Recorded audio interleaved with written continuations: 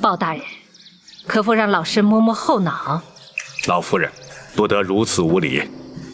公孙先生，倘若如此就能让老夫人适宜，又有何不可？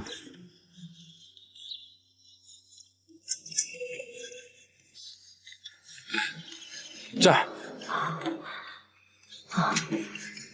后脑果然有一凸起，正是包大人没错。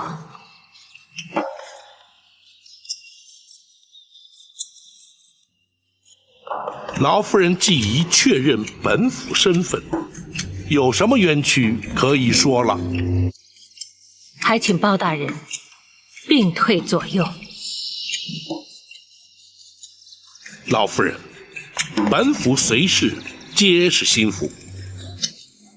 老身的冤屈非比寻常，就连张毅也不能留下。娘，也罢，你们都退下。是。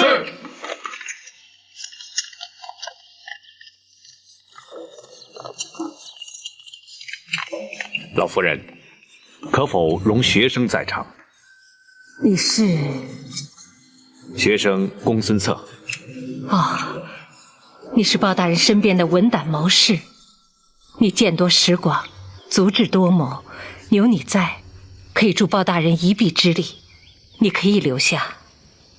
多谢老夫人。老夫人，如今可以说了。抱歉。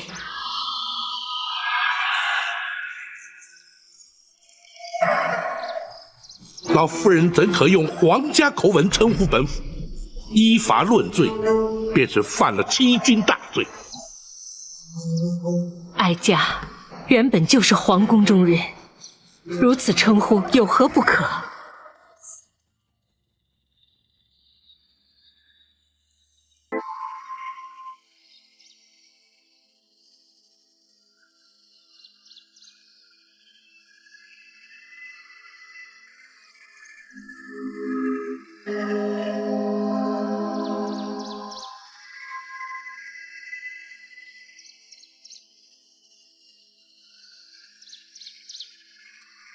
老夫人说是皇室中人，但不知是哪位王爷亲眷，来自何州何府？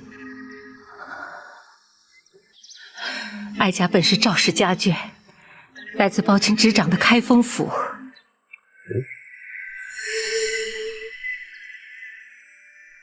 老夫人，皇室宗亲大多居住于京城之中，不知道当年老夫人的府邸坐落于京城何处？皇宫内院。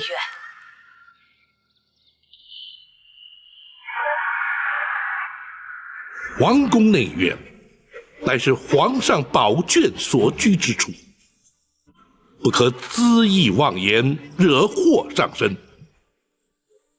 哀家何曾妄言？皇宫内院的玉晨宫，便是哀家的居住之所。住口！本府念你双目失明，年事已高，又恐你含冤莫白，负屈难伸，这才亲自前来查明原委。如今你却信口雌黄，胡言乱语，还不速速将实情相告，否则莫怪本府依法治罪，以正视听。保长，你怎敢断言哀家是信口雌黄、胡言乱语？那玉晨宫虽是宫中贵妃所居，然而却已荒废多年，无人居住。20多年前，哀家就住在玉晨宫。30年前，玉晨宫所住的乃是先皇在世之时的李贵妃。哀家入住之前，娘家本姓李。本府不知你是由何处听来宫中之事，然而那太妃李娘娘早在20年前便已仙逝归天，朝中文武百官无人不知，你又怎敢虚言假冒？包钦指的可是20年前烧死在冷宫的李贵妃。你怎知李娘娘曾在冷宫？哀家知道的不仅仅如此。若不是当年人人都知道哀家已死，哀家又怎能逃得出宫来？如今哀家又怎么能在包钦面前揭发这段耸人听闻的宫闱秘史呢？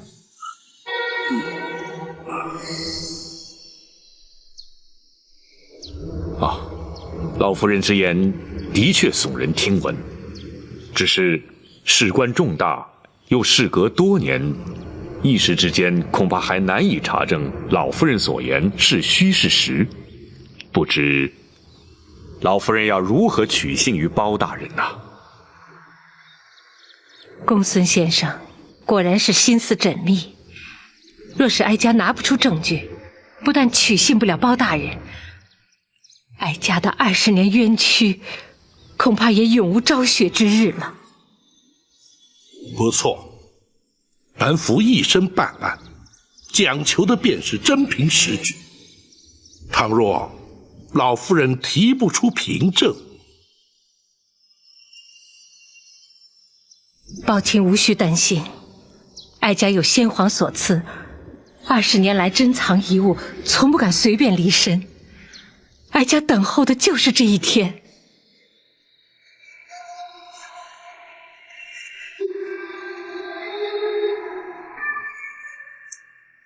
这是先皇御赐今晚，也是能证明哀家身份的唯一信物。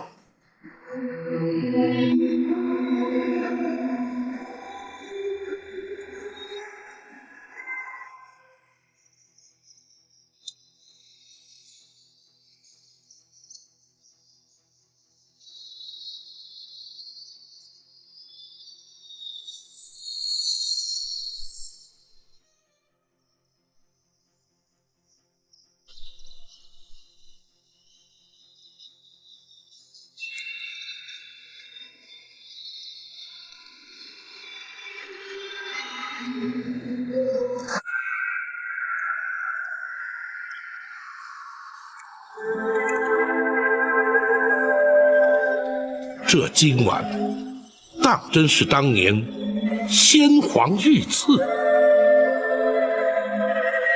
岂能有假？普天之下只有2枚，哀家有1枚，还有1枚，还有1枚刻有金华宫刘妃。可是当今刘太后，就是她。当时距今已有20多年了。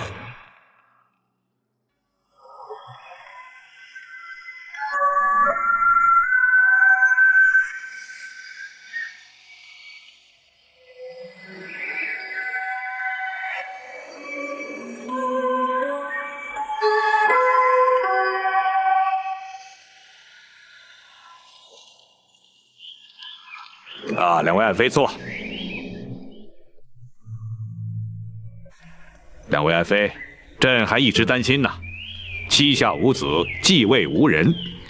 如今可好了，两位爱妃同时有孕，看来朕可以不再操心了。皇上，洪福齐天，两位娘娘一定能让皇上得偿夙愿，产下太子，入主东宫。好，说得好。陈琳，奴婢在。朕要你准备的东西可曾备妥？回皇上，奴婢早已准备妥当。快去拿来。是。两位爱妃一向情同姊妹，如今又同时有喜，这非但是朕的福分，更是赵家之幸，朝廷之福。为此，朕命陈琳派人打造金丸1对，内藏夜明珠1枚，这2颗金丸，两位爱妃1人1枚，随身佩戴。今天真是朕的好日子啊！好，来了。两位爱妃，玉成宫李妃，金华宫刘妃，这2颗金丸之上，均刻有2位爱妃姓氏，你们要好生收藏啊！谢皇上恩赐。啊，免礼免礼免礼，别动了皇儿的胎气。坐坐坐坐，谢皇上。谢皇上。不用谢朕，要谢就谢你们身上所怀的龙子吧。陈琳，奴婢在。记住朕的口谕，2位爱妃倘若生男，朕就封为太子。奴婢遵旨。可是，怎么？倘若2位娘娘均产下龙子呢？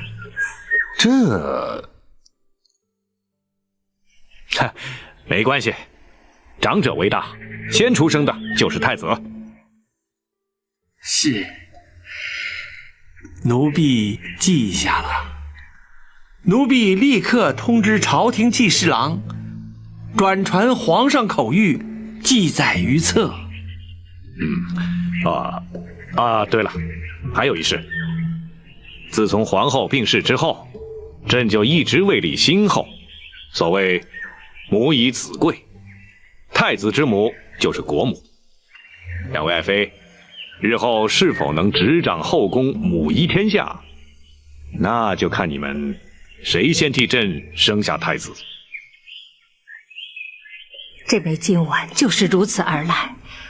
20年来哀家，哪怕是穷困度日、窘迫生活，也从未有过变卖之心，甚至连义子张毅也从没见过。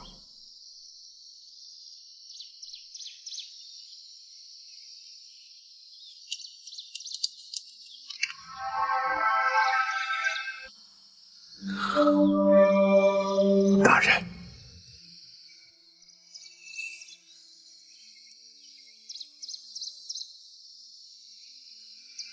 宝卿可是信不过哀家。御赐金丸是否为真，日后当可查证。然而，宫闱之内诸多情事，若非亲自经历，单凭传闻，绝不会如此详尽。便是陈琳陈公公告劳还乡之时，也曾与本府多有往来。30年前的事，究竟是真是假？本府心中已有决断。你怎么说？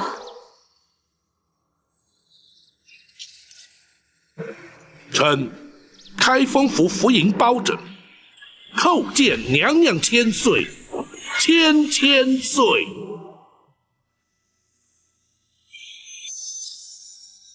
宝卿平身。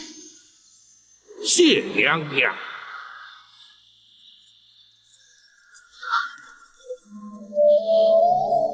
苍天呐，我总算是等到这一天了。苍天有眼。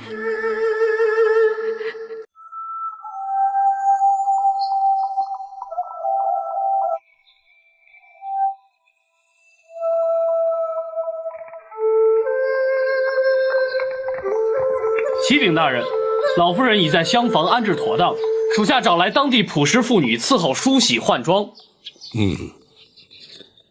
可曾有人打听她的来历？回大人，属下已按大人指示对外宣称老夫人是大人失散多年的远亲，请大人放心。好。老夫人的真实身份，只有本府与公孙先生知晓。时机到了之时，自会告知尔等。在此之前，要绝对保障老夫人的安全。回大人，张龙赵虎亲自带人守在厢房门口，不许任何人接近。那张毅如今何在？属下将他安置在庙内暂住，不准他踏出庙门半步。为防走漏消息，也只得暂时如此了。退下。是。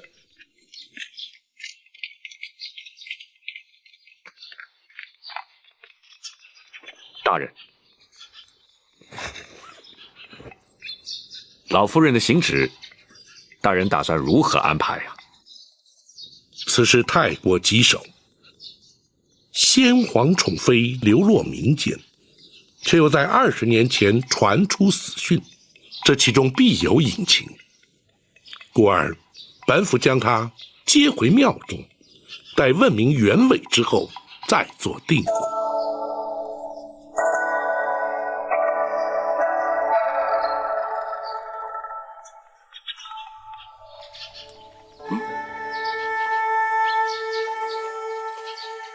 老夫人，大人和公孙先生来看望您了。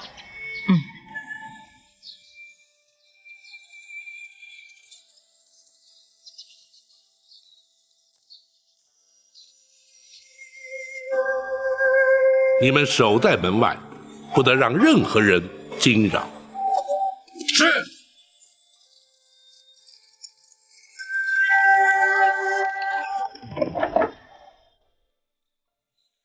包拯叩见娘娘。啊，免了，坐吧。谢娘娘。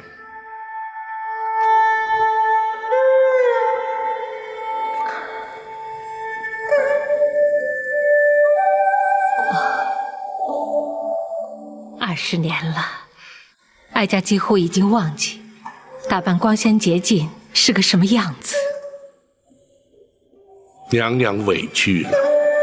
不，为了等候今天，再多的委屈，哀家也心甘情愿。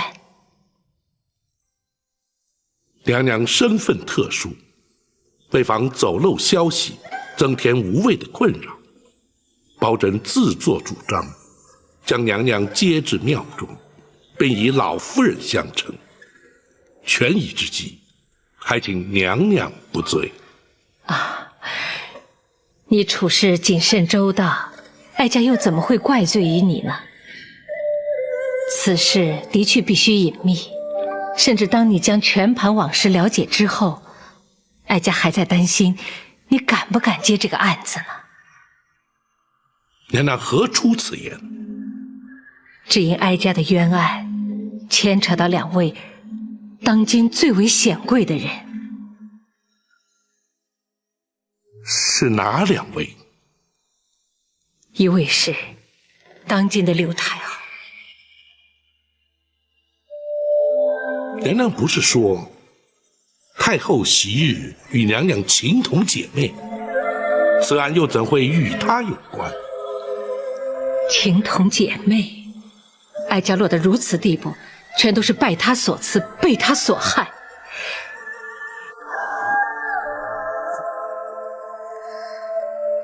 当年哀家的预产期比她早，临盆之际，先皇来到玉成宫探视。爱妃啊，太子就在爱妃的腹中，就看他打算什么时候出来了。皇上怎么又来了？现在是男是女还不知道呢。皇上怎能肯定一定是男婴呢？错不了，产期就在这几天，朕有十足的把握。是啊，一定是位太子。如果明日出生，可就和八王爷同月同日生辰了。哦，哎呀，朕差点忘了，明儿个正是玉帝的寿辰呐。真巧，若是能和八贤王一样的生辰，那日后肯定和八贤王一样贤德。但愿如此啊。陈琳，奴婢在。去御果园采些应时果品，与八贤王送去。奴婢遵旨。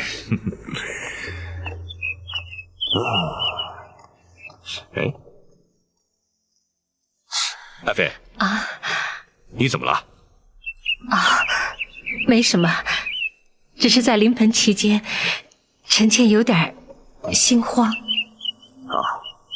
没关系，头一胎嘛，总是在所难免，别担心，首席产婆早已准备妥当，随时会进来的。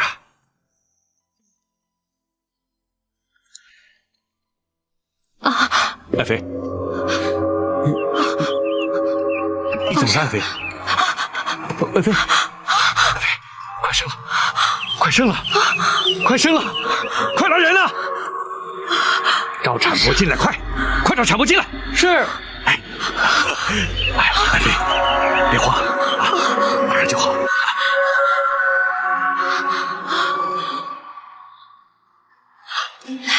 用力，再使点劲儿。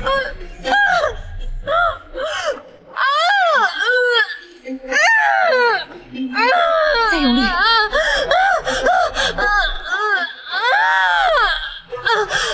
使劲儿。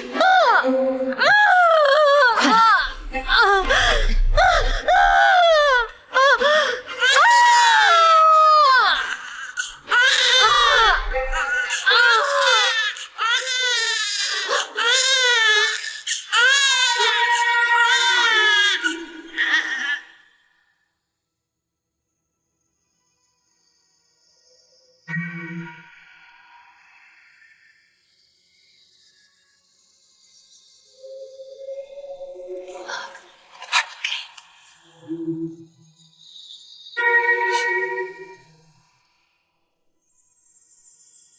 但不知娘娘当年所生是男是女？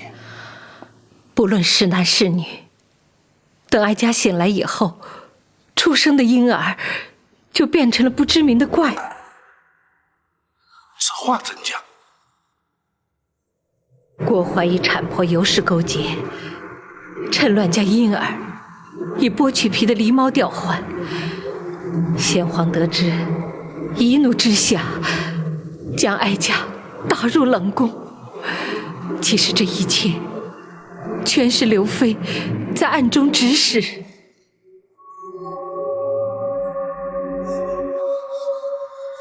娘娘，可否容学生冒昧一问？公孙先生请讲。当时娘娘历尽昏厥，怎知使郭槐与尤氏勾结？又怎知全是刘太后暗中指使呢？公孙先生问得好。在哀家被打入冷宫7年以后，陈琳来到了冷宫，将刘妃的阴谋一一揭发。哀家那个时候才知道，自己产下的真是个男婴。陈总管虽是先皇驾前的首领太监，却又怎会知晓如此隐秘之事？当日陈琳去玉果园，在返回的途中，巧遇金华宫的宫女寇珠。陈公公，陈公公，寇珠，你这么鬼鬼祟祟的，是不是做了什么亏心事啊？请公公救命！救命？救谁的命啊？救你？不，救他。啊，这是哪儿来的婴儿？是李娘娘方才生的太子。你怎么把太子给偷出来了？是郭槐郭总管勾结产婆，用死狸猫把太子换出来，要寇珠。求公公救太子一命，公公救命啊！郭槐把太子换出来干什么？他要寇珠把太子掐死，埋在金水桥下。啊！这种事他也敢做？就是抄家灭族也不足以赎罪呀！郭总管是受了刘娘娘的旨意。住口！你好大的胆子啊！你是金华宫的宫女，刘娘娘是你的主子，你竟敢造这种谣！不是寇珠造谣，刘娘娘亲口交代寇珠要听郭总管的调判，的确是娘娘的旨意啊。刘娘娘和李娘娘情同姐妹，怎么会？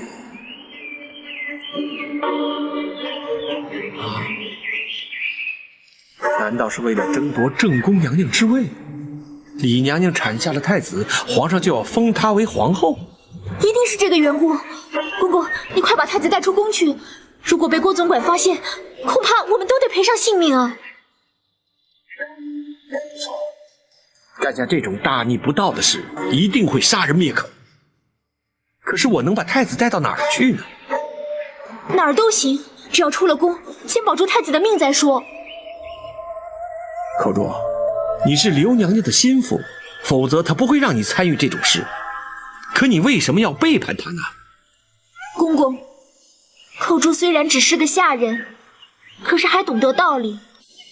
太子是皇上的亲骨肉，大宋朝未来的君主，只要是大宋子民，人人都该拼着性命的保护他。再说，孩子是无辜的，不能让他成为争权夺利的牺牲品呢。口珠，你这丫头的忠义之心，更显得郭槐和刘娘娘的卑鄙险恶。你放心，就算拼了我这条命，也要把太子安安全全的送出宫去。多谢公公成全，多谢公公成全。不，身为人臣，这也是我该尽的本分。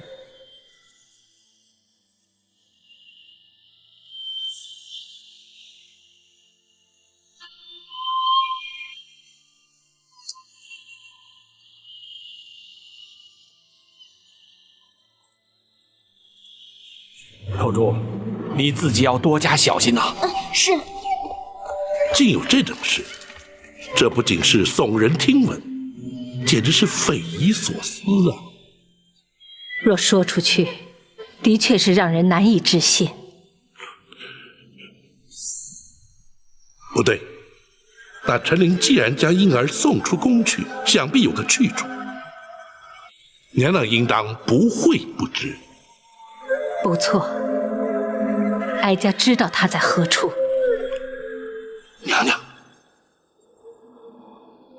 陈琳带他去了南清宫。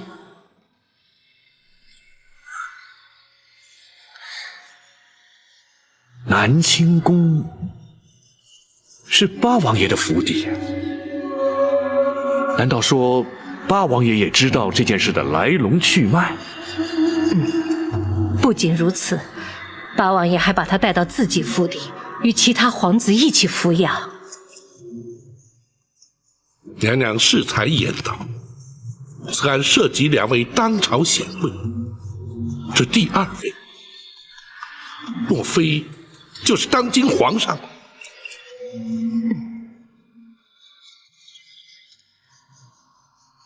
而当年襁褓中的婴儿，也就是如今的大宋皇帝。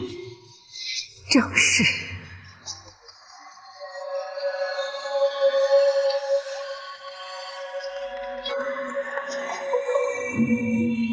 好一位贤德忠心的八贤王！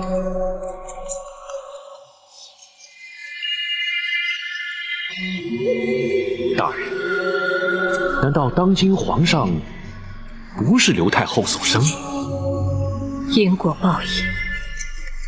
在哀家被打入冷宫以后，他虽然也生了一名男婴，并封为东宫太子，他自己也如愿以偿地坐上了正宫之位。不幸的是，太子6岁时得病身亡，终究还是落了一场空。先皇伤心之余，从此沉溺于道家之学，并由诸王皇子之中遴选太子。八王爷便是趁此时机，将先皇亲子送入宫中，保住了先皇血脉。然而，当时八王爷因何不向先皇禀告此事呢？后宫权力倾轧，自古皆然。当时若是揭发此事，非但难以取证，甚或危及太子性命。八王爷隐忍不报，也是情非得已。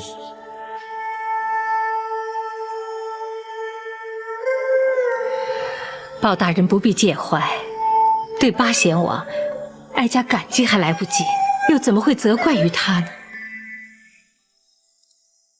只是却让娘娘平白承受了30年的冤屈凄苦。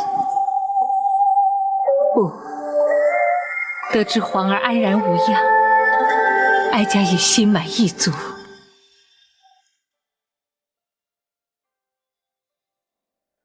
既然八王爷要隐瞒此事，那为何陈总管却在7年之后去冷宫禀告娘娘呢？皇儿7岁进宫时，意外闯进冷宫，哀家见他与自己被换走的孩子一般年纪，也许是母子天性吧。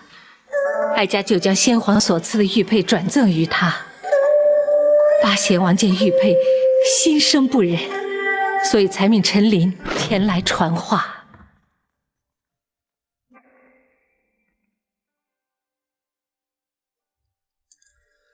娘娘，有人看您来了。冷宫静地，又有谁会来看我？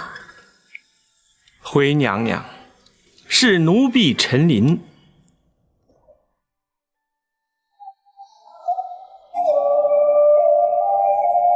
是皇上派你来的？不。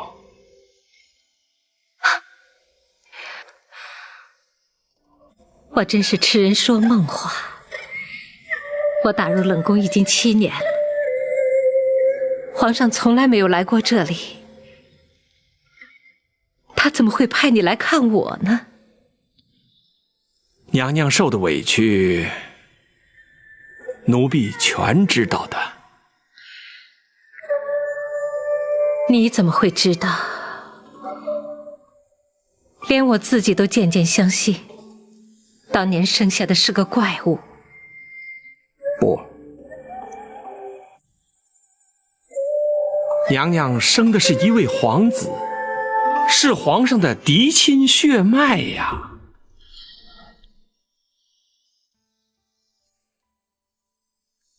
你说什么？7年来，小皇子一直在八王爷府邸。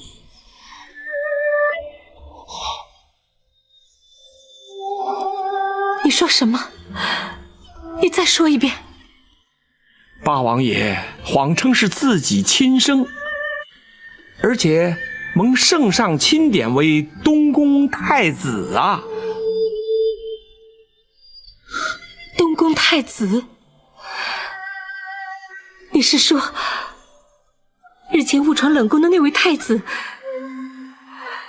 是本宫的亲生骨肉？正是啊！八王爷唯恐小太子被奸人所害，因此隐瞒至今。娘娘赠给太子的玉佩，八王爷看到了，未免娘娘担心，才要奴婢前来禀告娘娘啊。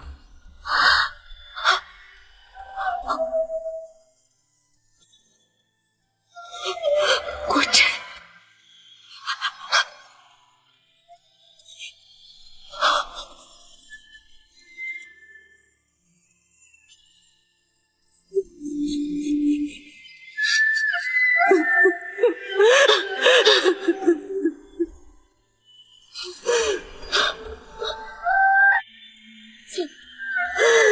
苍天有眼，我那皇儿竟安然无恙。娘娘，八王爷特别交代，此事切莫声张，若要被奸人得知，后果就不堪设想了。是谁？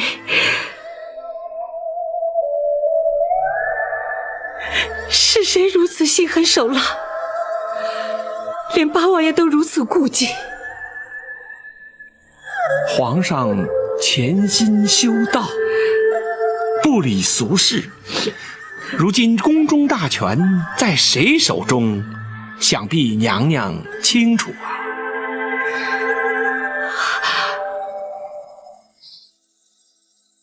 是他，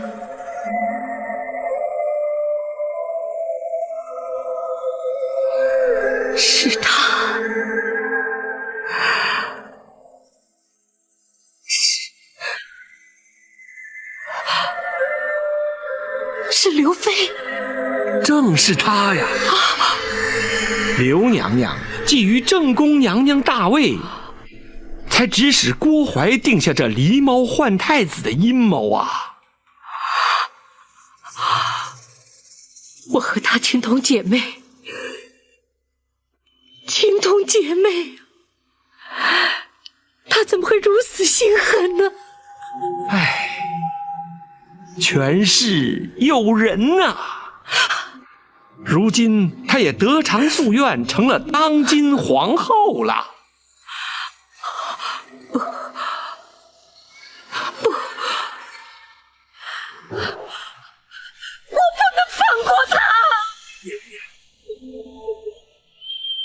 你去告诉皇上，就说本宫要见他，快去告诉皇上！不可能啊，这不可能的呀！皇上因为娘娘生下了怪物，一直耿耿于怀，而且狸猫换太子一事难提证据，倘若声张出去，反倒让刘娘娘有了警觉，反而对娘娘和小太子都不利呀。难道就由任他上下其手，为所欲为吗？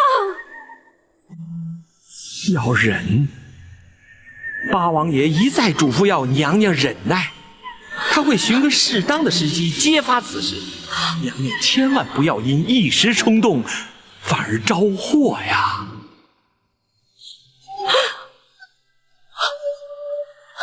为了确保皇儿平安，哀家也只好忍耐，只好每天夜里焚香祝祷，祈祷上苍保佑皇儿，盼他不受伤害。既然如此，娘娘又怎会诈死逃出宫去？又怎会隐姓埋名长达20年呢？不错，皇宫内院门禁森严，冷宫更是严禁外人进出。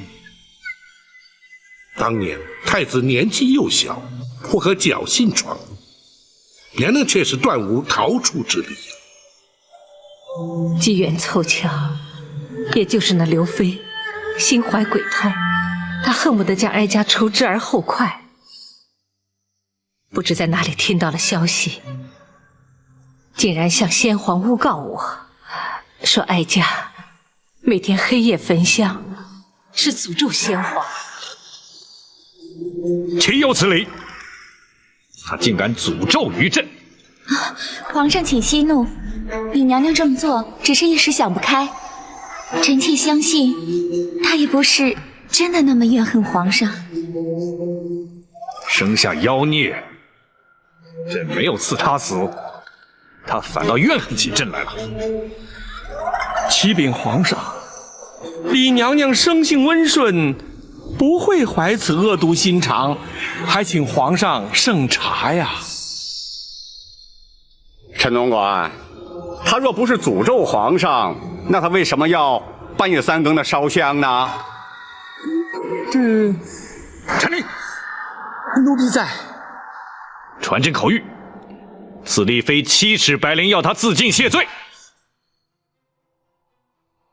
皇上，还请皇上三思啊！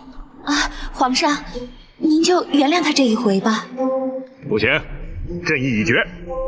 陈琳，你是首领太监，这件事就由你去奉旨执行。皇上，大胆！你敢抗旨不遵？奴婢不敢，奴婢遵旨。郭槐，奴婢在。你是后宫太监总管，你听着，1个时辰之后，去冷宫验明正身。奴婢遵旨。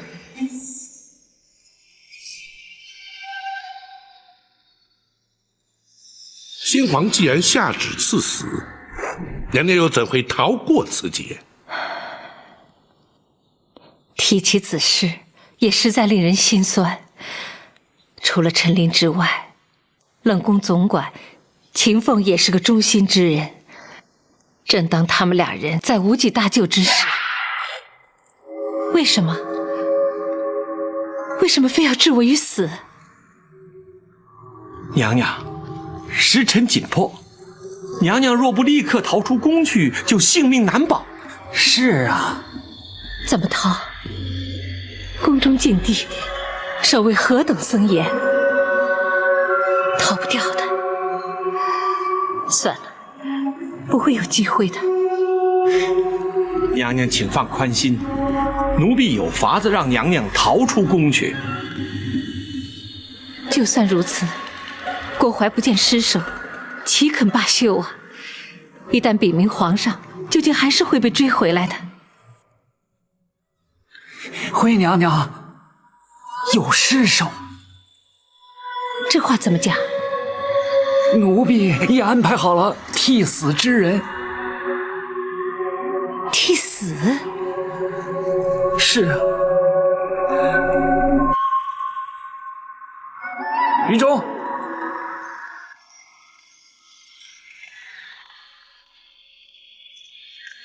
奴婢于中叩见娘娘。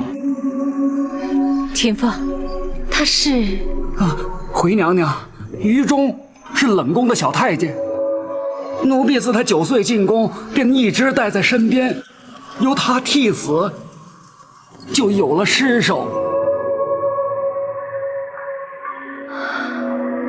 真是难为你们了。可是郭槐奉旨验明正身，又岂会认不出来？由他替死，不是白白赔上一条性命吗？这没有用的。不，郭槐认不出来。他怎么会认不出来呢？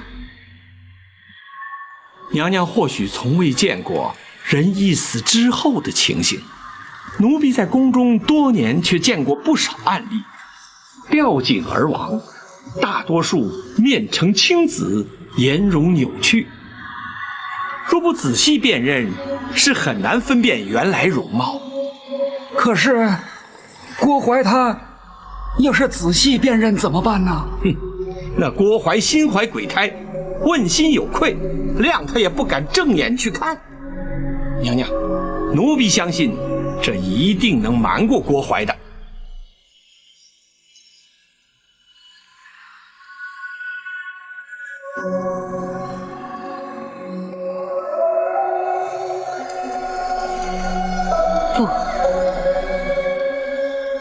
不，就算郭槐认不出来，本宫也不能为了自己活命，而让于中去替我死啊！任何人都没有这个权利，让他做这样的牺牲。启禀娘娘，奴婢是自愿替死的。你说什么？奴婢自幼进宫，跟随秦总管学到了不少忠义的道理，能为娘娘替死是奴婢的福气，奴婢心甘情愿。不，本宫不同意。请娘娘成全奴婢的一片忠心。让你替死，固然可以让你得到全忠，可是本宫却成了不义之人，本宫万万不能同意。娘娘，娘娘，请娘娘和于中互换衣服。奴婢在城外已安排好了人接应，再迟，郭槐一到就来不及了。不，请娘娘为太子殿下着想啊！若娘娘奉旨归天，太子殿下恐怕永远不会知道娘娘是他的亲生之母啊！娘娘，你怎么又能忍心让太子殿下认贼作母，终其一生呢？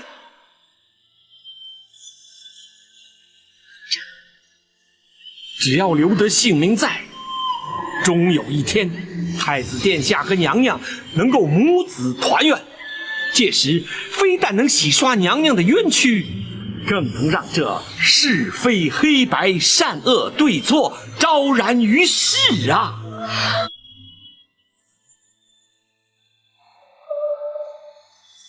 请娘娘成全。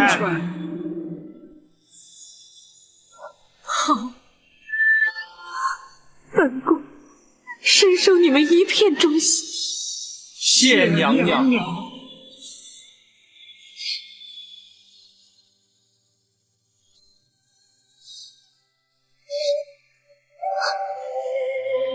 讨一个忠肝义胆的小愚众。无论是于中，还是秦凤、陈琳，他们都是哀家生命中的贵人。若无他们帮助，哀家恐怕早已命丧九泉。娘娘，既然那秦凤替娘娘安排了接应之人，又怎会让娘娘流落至此，饱受穷困苦难呢？也是造化弄人，秦凤的确派人接应了哀家，而那个人在接应哀家前往避难之所的途中，不幸染病身亡。哀家举目无亲，四处游荡，盘缠用尽，只好乞讨为生。那个张毅原本是个小乞儿，哀家将他收为义子，相依为命。如今他已长大成人，以卖菜为生，奉养哀家。日子过得虽然清苦，倒也能够勉强度日。宝琴，臣在。如今你已经明了了此事的来龙去脉，哀家的冤案，你可还敢接？回娘娘，如今已无关乎敢或不敢。包拯身为人臣，却徒令太妃娘娘蒙冤受屈，一事不忠。如今包拯定当竭尽心力，为太妃娘娘平反。有你这句话，我就安心。禀娘娘，事关重大，不可不慎。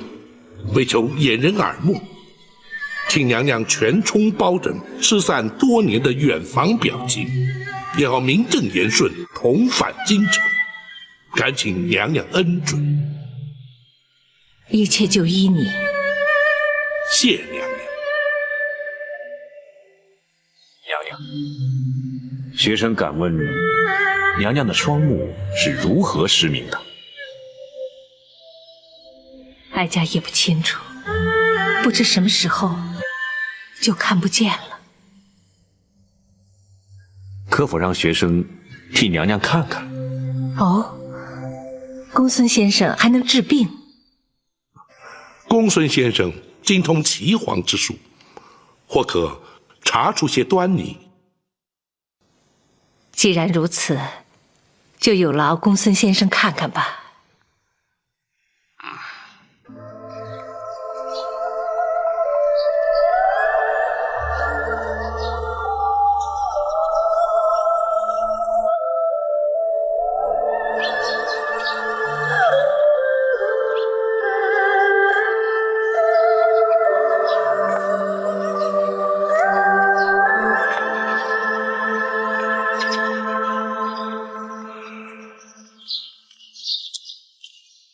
公孙先生情形如何？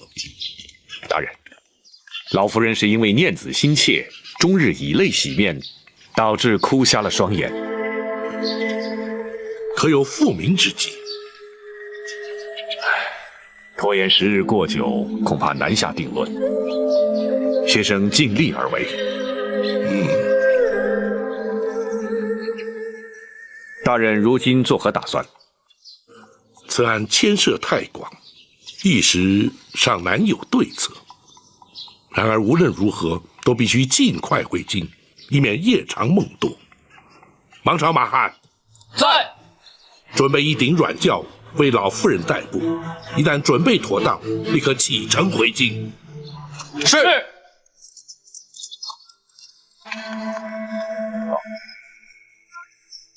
张毅可要随行？不，他若随行，恐会起人疑窦。让他留在庙中，不得对外声张。是。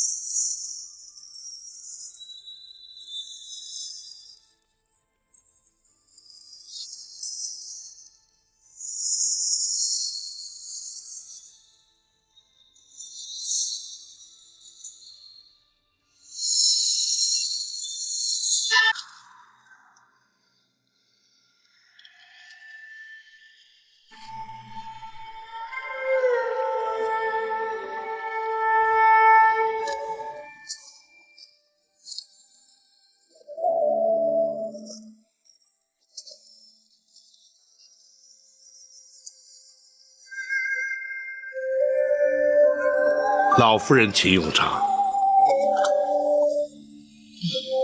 有劳你了。老夫人是包拯尊长，亲奉茶水，自是理所当然。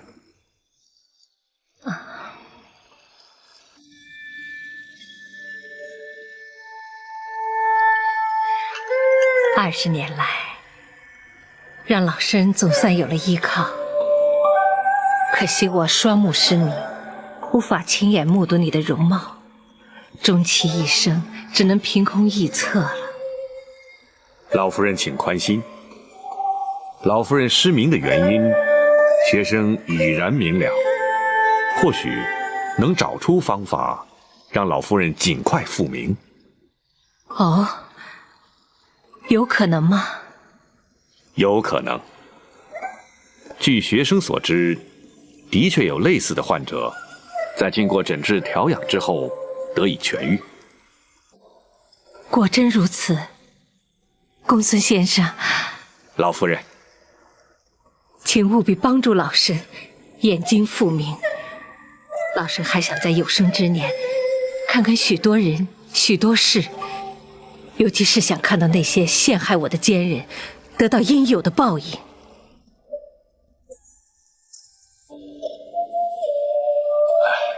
老夫人，你的演技最忌讳的就是动气，也不宜伤心激动。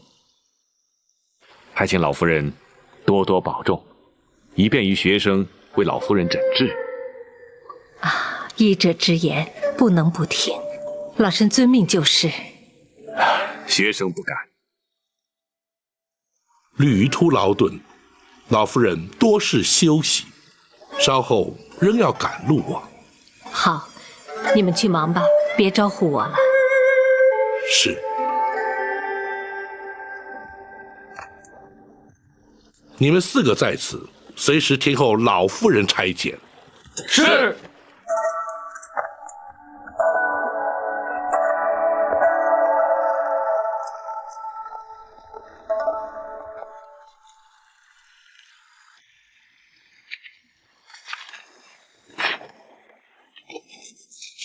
大人返京之后，打算如何着手？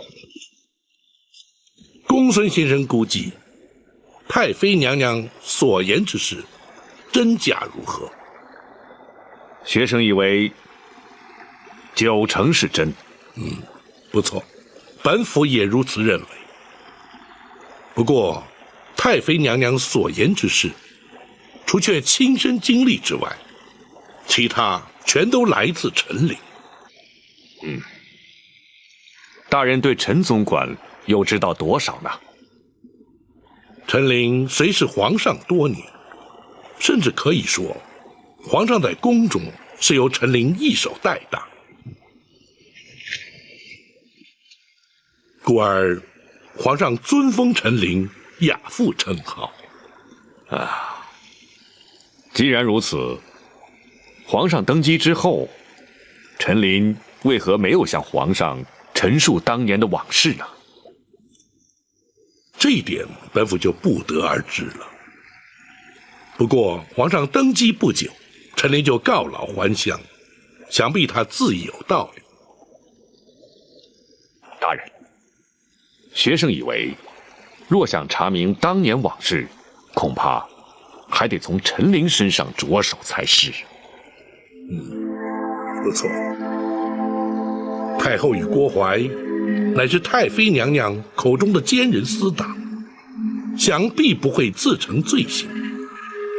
回京之后，本府立刻查明那陈琳的退隐之处，也好寻他问明真相。除此之外，还有一个人是关键。八王爷。大人与八王爷私交甚笃，大人何不直接请教于八王爷呢？不行，此案牵连太广，轻则朝野震惊，重则动摇国本。本府必须先以言语试探，再伺机查询。大人顾虑甚是。这些事也的确是多事之秋。大人陈州督镇铡了庞玉，白玉堂却同时夜闯进宫，盗配流书。如今大人更是在无意之间查得一桩惊天动地的陈年旧案，接下来只怕往后大人要更加劳心劳力了。既识君路，忠君之事，本府理当尽力而为。只是展护卫只身独闯陷空岛，究竟能否追回玉佩，却让本府颇为挂记啊。学生相信，展护卫绝不会有负大人所托。但愿如此。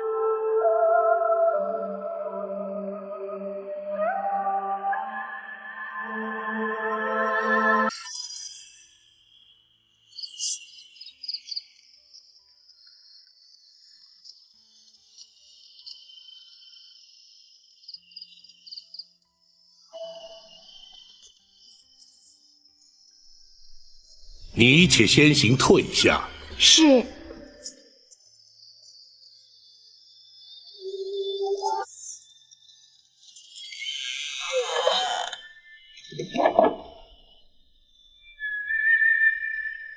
娘娘，府衙内并无女眷，这厢房乃是为包拯嫂娘来京暂住所备，不周之处，还请娘娘见谅。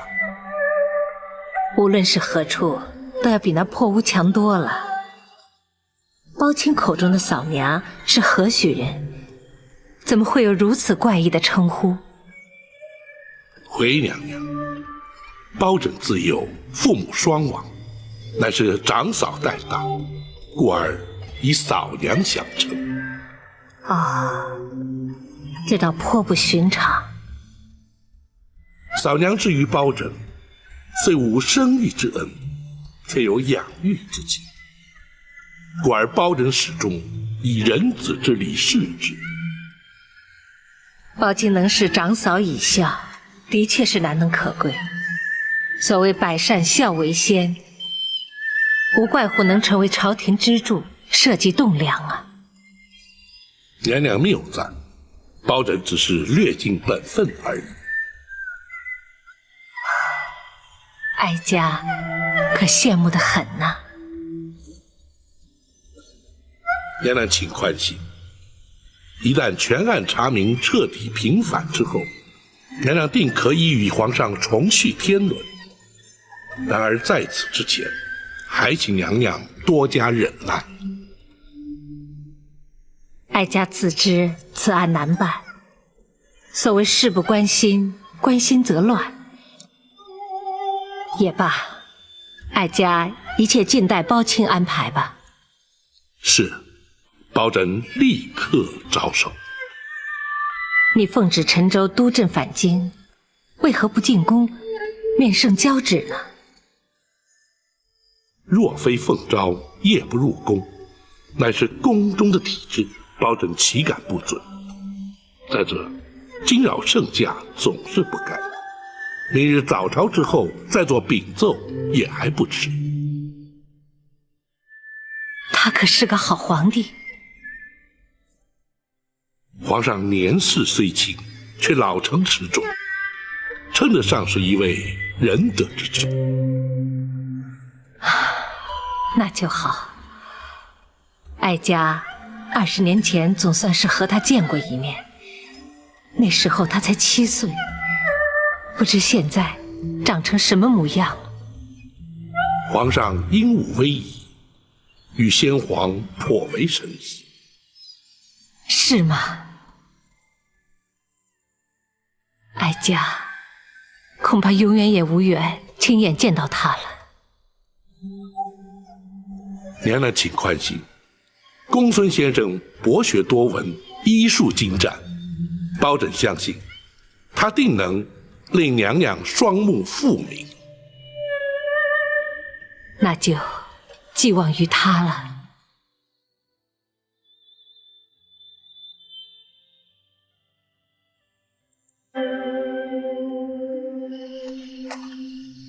大人，学生翻遍医书，搜尽枯肠，总算是不辱使命。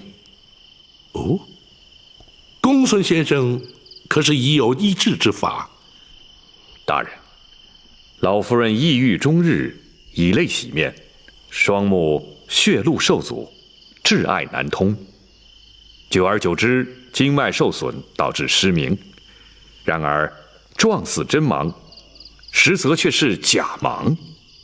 哦，何谓假盲？老夫人的失明只是暂时，而非永久。学生若是以金针过穴之术打通血脉，再佐以活血明经之药，滋补调养，学生确信当能痊愈。如此甚好。就劳公孙先生明日一早就开始为娘娘诊治。是，学生遵命。大人，王丞相来访。相爷怎会在此时前来？快请至花厅说话。是。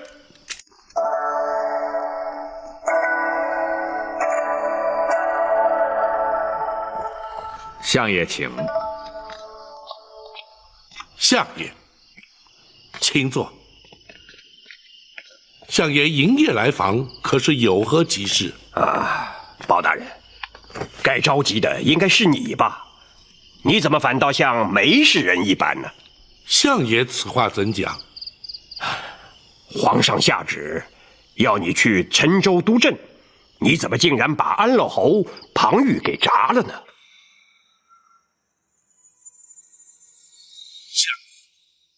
那庞玉克扣政粮，私吞朕银，更假借赈灾之名，广征民工，营造私宰，强裸民女，成其私欲。数十万灾民非但未蒙朝廷恤灾之力，反遭欺压荼毒之害。包拯既然奉旨督政，若不杀他，岂非有亏职守，愧对皇上？老夫早该知道，当初皇上让包大人前去陈州督阵，那就注定了会要庞玉的性命。相爷，莫非相爷认为包拯处置失当，或是皇上指责包拯所为不该？不是，那倒不是，只是你好歹先禀奏过皇上，再办庞玉也不迟嘛。时势所逼，情非得已。若不当机立断将他处死，非但民愤难消，民怨难平，一旦饥民被逼，沦为盗贼，灾民被迫结为暴民，一场浩劫于焉而生。届时朝廷威信荡然无存，又岂是皇上所乐见？老夫也知道包大人言之有理，皇上也明白包大人所作无差，可是皇上毕竟要面对庞太师与庞娘娘嘛，这父子连心，姐弟情深，皇上实在不堪其扰啊。若是如此，且让包拯面见太师与娘娘，或可为皇上分忧。不，千万不可！皇上就是担心包大人与他们碰上，所以才要老夫半夜赶来知会你。皇上已经下旨，要庞太师陪着庞娘娘前往陈州，为那庞玉料理后事，并且要老夫转告包大人，明日早朝之后前往御书房面圣，可是不准再提那庞玉的事了。是，包拯遵旨便是。还有，贼人夜闯进宫盗佩一案，皇上势必要追问，所以老夫特来提醒包大人要预做准备。那块玉佩对皇上至为重要，无论如何都得追回来，否则此事，恐怕是难以善了啊。多谢相爷提醒。还有一件事，相爷，看来包拯替相爷的确惹了不少麻烦呐。老夫要提的不是公事。哦，相爷请讲。听说包大人从陈州带回来一位亲眷。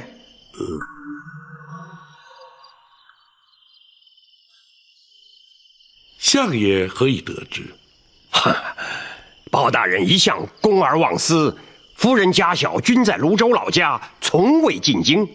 这回从陈州带回一位亲眷，反倒轰动了京城啊！相爷取笑了，那是包拯一位失散多年的远房亲眷。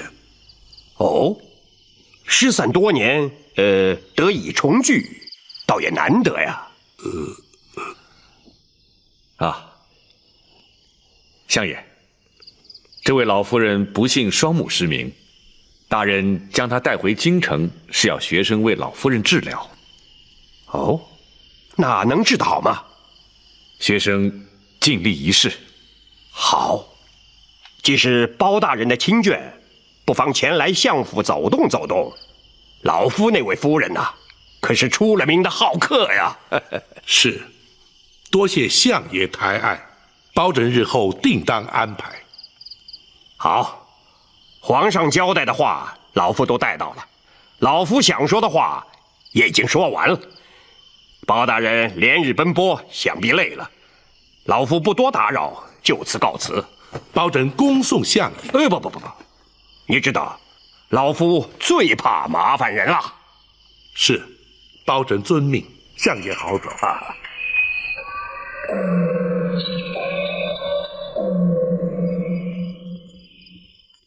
想不到，老夫人进府的事居然传了出去。不碍事。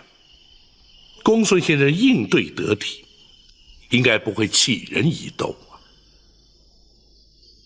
展护卫尚未回来，明日大人面圣之时，打算如何向皇上禀奏啊？实话实说。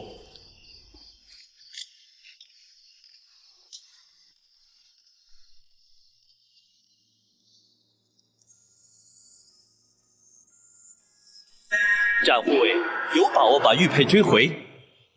回皇上，臣确信展护卫必能不负所托。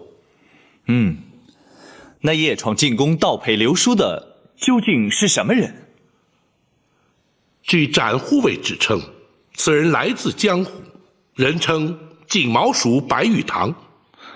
只因皇上赐封展护卫玉猫称号，心生不服，故而入宫盗宝，意在逼展护卫出面，而并无不利于皇上之心。朕自诩无愧对于臣民百姓，倒也无惧。倘若惊吓到太后，岂非陷朕于不孝？你执掌开封，却让人闯入进宫，朕要听听你怎么说。回皇上，那白玉堂武艺超群，宫中卫士恐怕皆非其敌手，遭他闯入，是因力有未逮。然而包拯也难脱失职之嫌，请皇上下旨降罪，臣绝无怨言。皇上，案发之时，包大人与展护卫均不在京师，所谓鞭长莫及，还请皇上不罪免罚。行了，这点道理朕岂会不明白？只是那白玉堂入宫盗佩，是因为朕封展昭御猫之故，乍听起来怎么像是朕的过错了？臣惶恐，臣绝无此意，请皇上慎查。朕不是怪罪于你，只是不满那白玉堂。好了，一旦将他擒获，立刻把他带进宫来。朕倒要看看他是何方神圣，竟然偷到朕的身上来。臣遵旨。对了，府上那位亲眷眼疾治得如何了？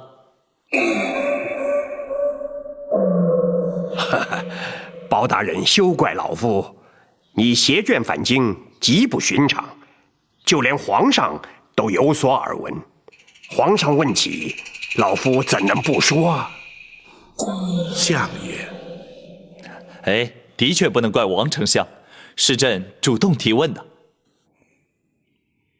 皇上日理万机，操劳国事，包拯不敢因私务而惊动皇上。这就是包青的不对。你乃是朕的肱骨之臣，朕表示关心，难道不对吗？臣不敢。哈，包大人，皇上是以仁孝治国，既然尊长有疾，子侄焉能不忧啊？包大人公务繁重，若是再为家务所累，岂不反倒让皇上心中不安了吗？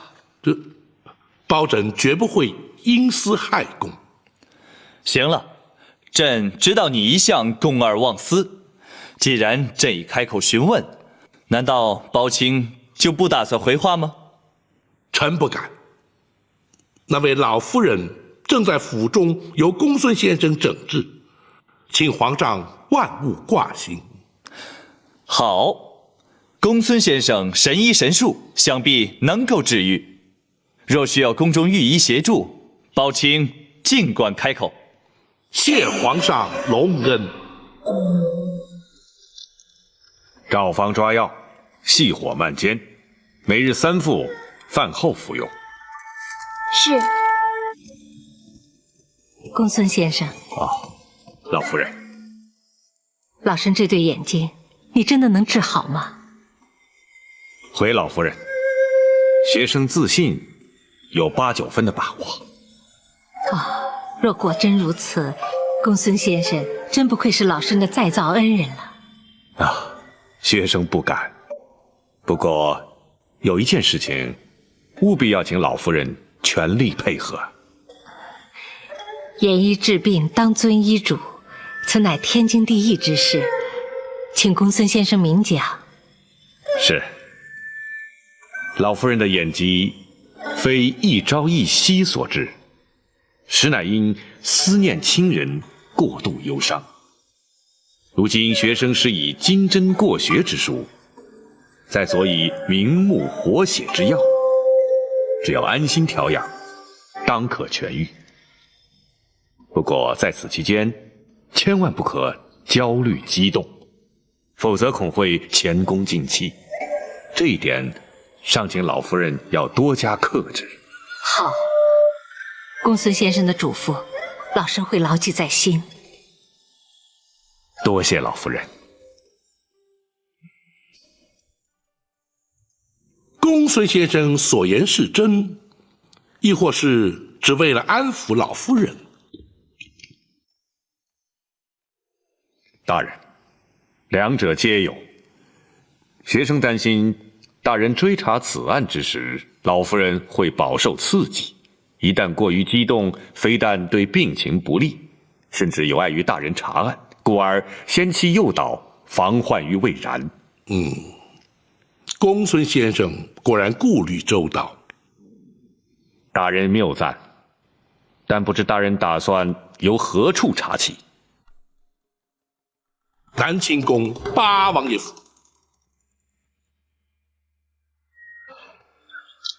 包大人若再不回来，本王可就手痒难耐了。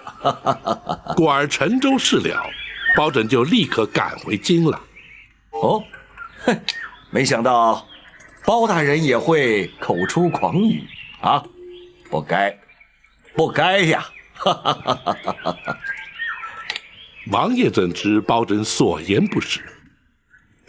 贼人夜闯进宫，盗佩流书，惊扰圣驾。包大人难道不是为了此事赶回来的吗？的确难逃王爷法眼，正是为此。追查的如何了？展护卫已前往追击，日内当可将玉佩追回。那就好。若是追不回玉佩，皇上势必耿耿于怀，睡不安枕了。圣驾遭到惊扰，皇上心中不悦，包拯犹能理解。为了一方玉佩，让皇上耿耿于怀，却让包拯不解。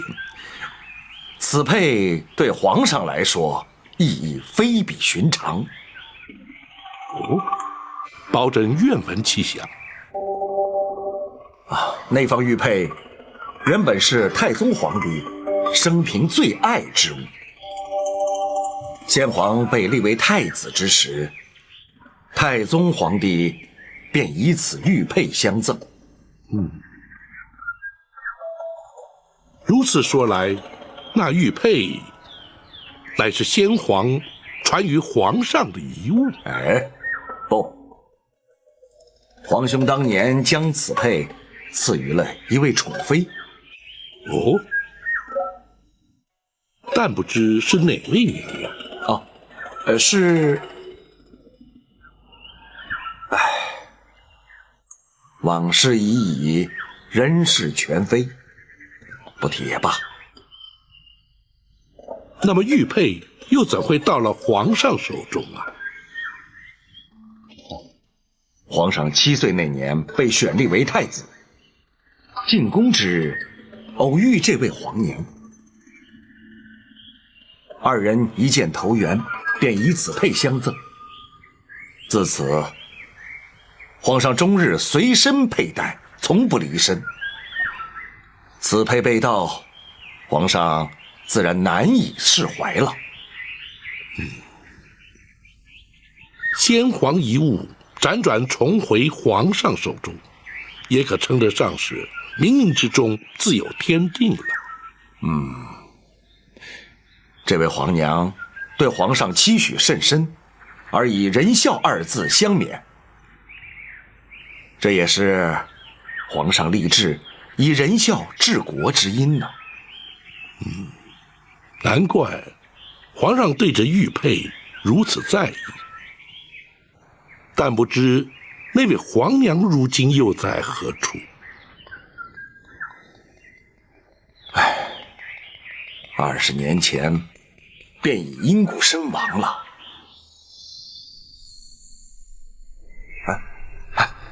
下棋，下棋，不说这些陈年往事了。是。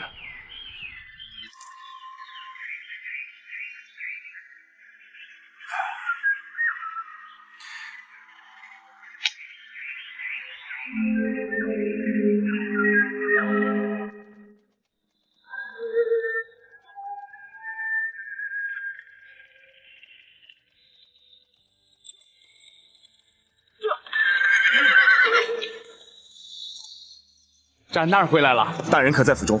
大人去了8王爷府。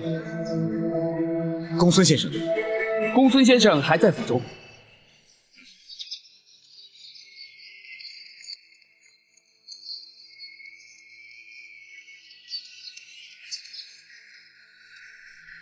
展护卫辛苦了，可曾追回玉佩？幸不辱命。太好了，如此一来，大人可以向皇上交代了。学生立刻通知大人。且慢，展昭有一事要和公孙先生商议。展护卫，请说。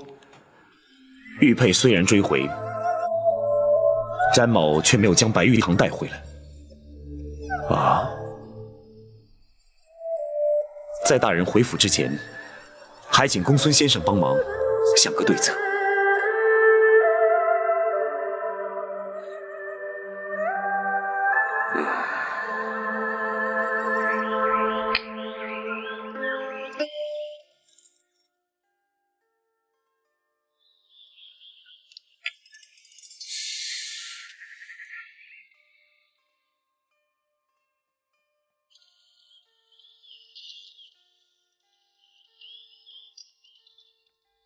禀王爷，包大人侍卫求见。啊，让他进来。是。惊扰王爷与大人下棋，请王爷恕罪。有什么事你就说吧。马汉，何事如此匆忙？回大人，展护卫回府了。王爷，展护卫回来了，想必是有结果了。包大人就回府看看吧。只是此局未了。哎，包大人总是先公后私的，这下棋是私事，包大人就请便吧。打搅了王爷的棋性了。嗨，棋日后可以再下，公事可不能不先办。包大人就别在意了。多谢王爷体恤，请。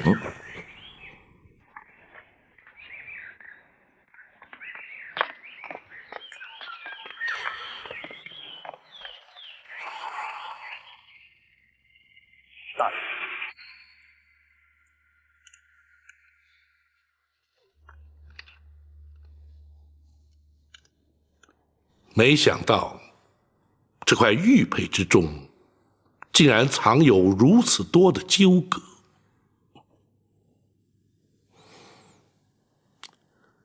展护卫此行可还顺利？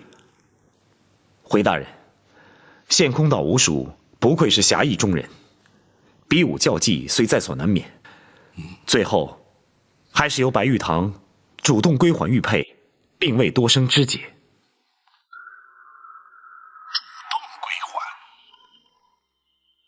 白玉堂入宫盗佩，旨在展昭，目的既已达到，自然不再刁难。那白玉堂如今又在何处？仍在献空岛。展护卫因何不将他一并带回归案？